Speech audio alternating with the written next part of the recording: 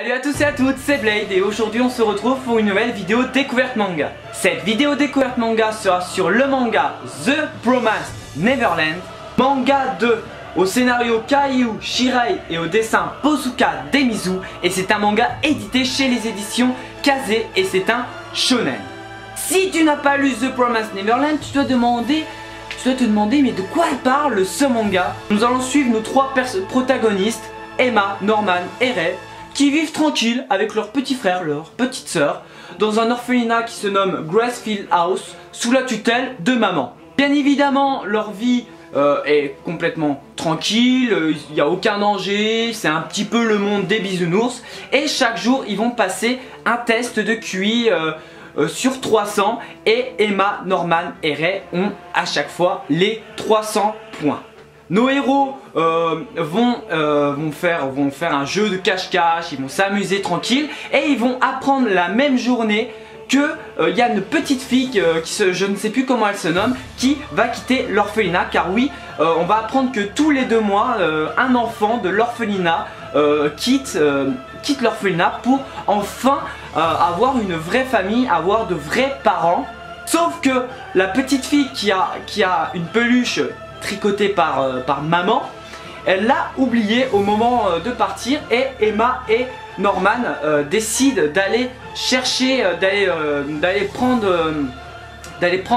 la peluche et de lui ramener. Sauf qu'au moment où ils vont vers le portail, où on leur a dit plusieurs fois que c'était interdit, bon, ils vont transgresser la loi en disant c'est pas grave, on s'excusera auprès de maman, mais c'était pour la bonne cause, car oui, ils n'ont pas le droit d'aller vers le portail car maman leur a dit que c'était dangereux, mais également il y a une zone de limite dans la forêt.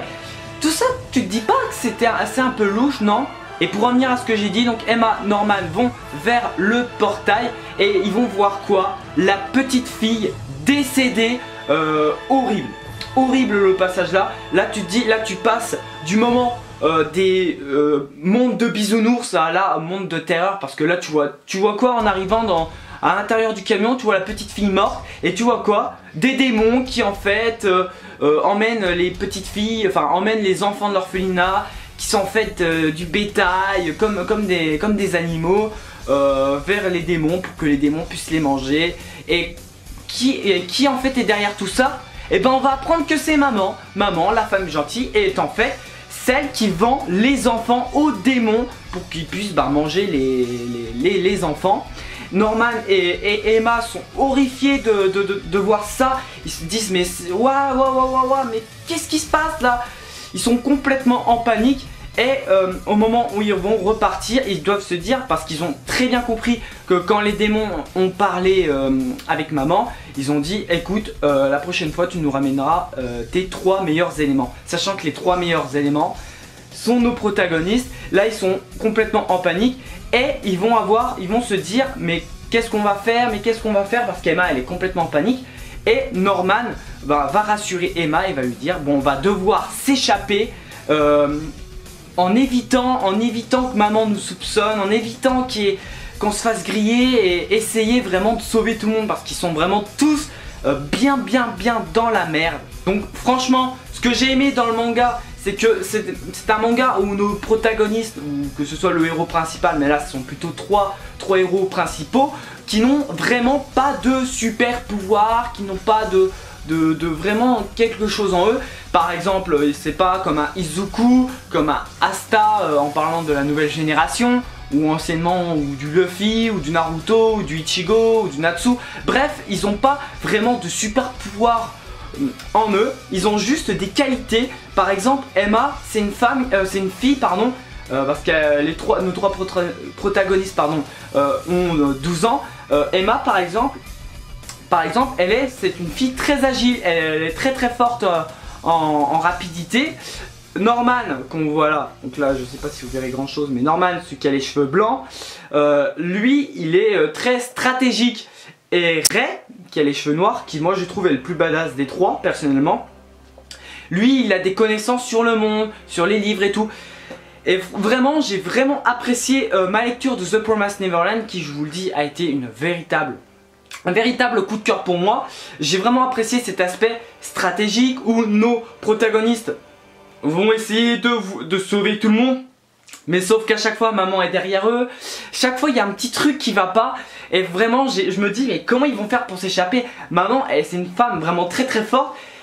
Elle commence à avoir des soupçons parce que ils ont gaffé hein, Emma et Norman, pour pas vraiment vous spoiler, mais ils ont gaffé, on va dire, ils ont vraiment gaffé.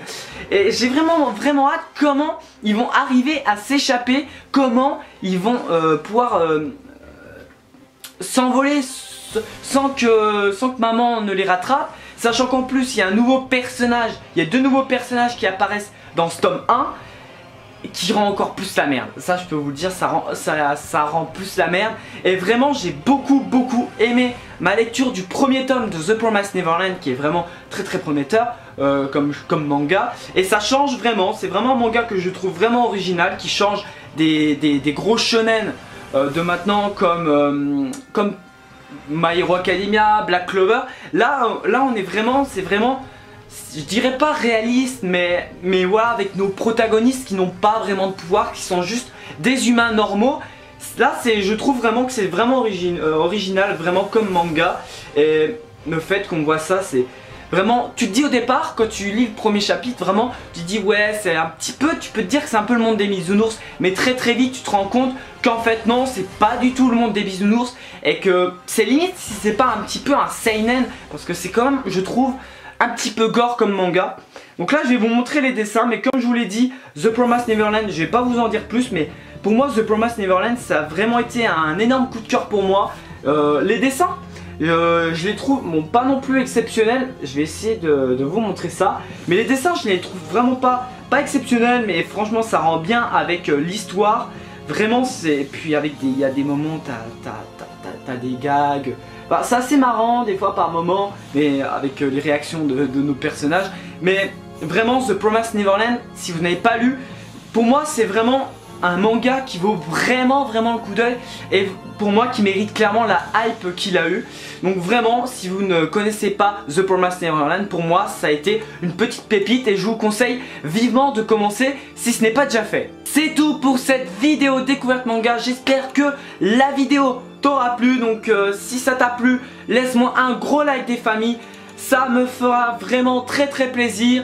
Un commentaire pour me dire ce que tu as pensé du manga ou de la vidéo en elle-même, et d'un t'abonner si ce n'est pas déjà fait. Voilà, ça me fait toujours plaisir le fait que de voir les abonnés augmenter chaque jour, ça me fait vraiment extrêmement plaisir. Moi je me casse, et moi je te dis à bientôt pour une prochaine vidéo. Ouais, Jana. Because we can fuck with you. Fuck everybody in this fucking room. Because we can fuck with you.